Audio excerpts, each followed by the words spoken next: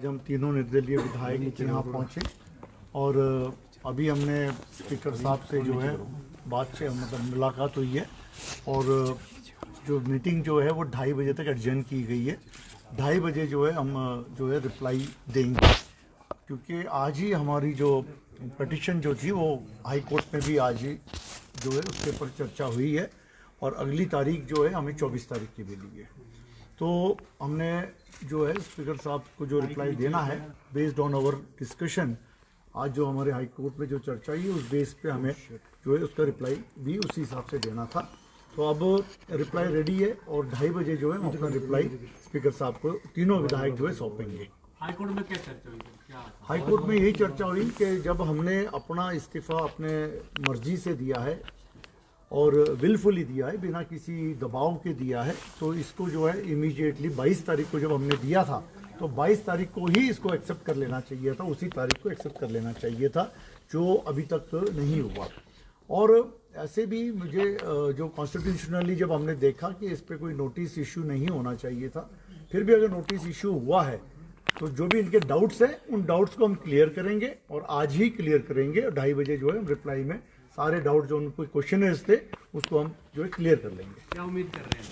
बिल्कुल हम उम्मीद कर रहे हैं कि आज रिप्लाई के बाद जो है स्पीकर साहब जो है उसका फैसला लेंगे और जो हमारा इस्तीफा है जो हमने अपने मर्जी से दिया है उसको एक्सेप्ट करेंगे। क्या नोटिस में क्या पूछा गया था सर? आपको क्या पॉइंट आउट किया गया था? इसमें पॉइंट आउट ये है कि आपके ऊपर कोई दबाव है और या आपके ऊपर कोई किसी का प्रेशर है या आपको कोई किसी चीज़ का लालच दिया गया है या आपको कोई किसी चीज़ का कोई दबाव है, वही सवाल लिखे गए थे और आप यहाँ गए वहाँ गए, हम तो गए अपनी मर्जी से। और दूसरी बात ये है कि जब हमने अपने आप प्रेजेंट होकर के दिया है तो हमने कोई ईमेल से नहीं भेजा है कोई हमारा इस्तीफा या कोई व्हाट्सएप से नहीं भेजा है, हम पर्सनली आकर के हमने दिया और आपके पूरा प्रेस जो था उस वक्त मौजूद था, आपके सामने हमने जो कॉपी है वो सौंपी है। तो इसके बाद कोई किंतु परंतु नहीं होना चाहिए। और एक कॉन्स्टिट्यूशनल पोस्ट पे बैठे हुए हमारे माननीय स्पीकर साहब, और हम यही उम्मीद करते हैं कि इस कॉन्स्टिट्यूशनल पोस्ट पे बिना किसी दबाव के, बिना किसी राजनीतिक दबाव के डिसीजन ले लेना चाहिए। ये जनता के हित में है, प्रदेश के हित में है और जो है इसका जो जनता को जो है विश्वास रहना चाहिए इस पोस्ट का, नहीं तो जनता का विश्वास उड़ जाएगा। और आप निष्पक्षता के साथ सुन रहे हैं स्पीकर साहब? जी अभी तो फिलहाल तो ऐसा है कि इतनी लंबी डेट दे दी है हमें, अभी जो 10 तारीख की डेट की आवश्यकता नहीं थी। अगर 22 को हमने इस्तीफा दिया तो 2 दिन बाद भी बुला सकते थे, तो इतनी लंबी डेट जो दी है इससे जो है ये टाइम डिले करने का जो कोई मतलब नहीं होता है, क्योंकि लोकसभा के भी इलेक्शन होने हैं। ऑलरेडी हिमाचल में 4 सीटों पे लोकसभा का इलेक्शन डिक्लेयर्ड है, 6 सीटों पे और भी डिक्लेयर्ड है।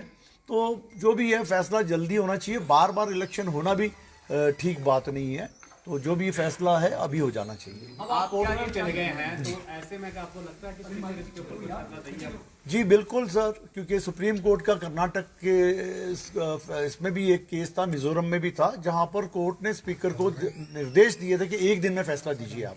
और स्पेशली हम किसी पार्टी को बिलोंग नहीं करते थे, हम इंडिपेंडेंट हैं।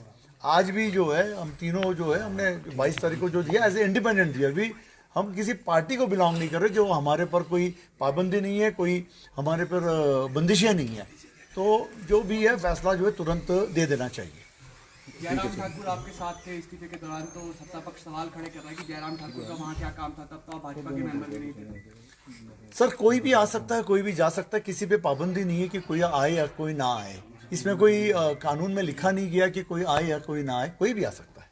आप लोग याद जा रहे हैं कि 1 जून को चुनाव हो जाए तो मोदी लहर में आप लोग भी तर जाएं उसके साथ? सर ऐसा है कि बार बार प्रदेश में जो है उसके बाद अगर हमारा ऐसे भी इस्तीफा तो मंजूर होना ही है, आज नहीं होगा कल होगा पर होना है, फिर दोबारा जो बाई इलेक्शन होंगे, फिर कोड ऑफ कंडक्ट लगेगा वो 3 अलग अलग जिलों में, तो वो ठीक बात नहीं है। तो अभी एक बार इलेक्शन हो जाए तो स्टेट का फायदा है, उसमें सरकार का भी फायदा है। स्टेट कितने फायदे की चिंता थी आपको, तो इस्तीफा क्यों दिया सर आपने? हम इसका जवाब हम पिछली बार भी दे चुके हैं, ठीक है, तो इसीलिए अब बार बार वो जवाब देना उचित नहीं है। पिछली बार का जवाब आपके पास है सर। धन्यवाद, थैंक यू।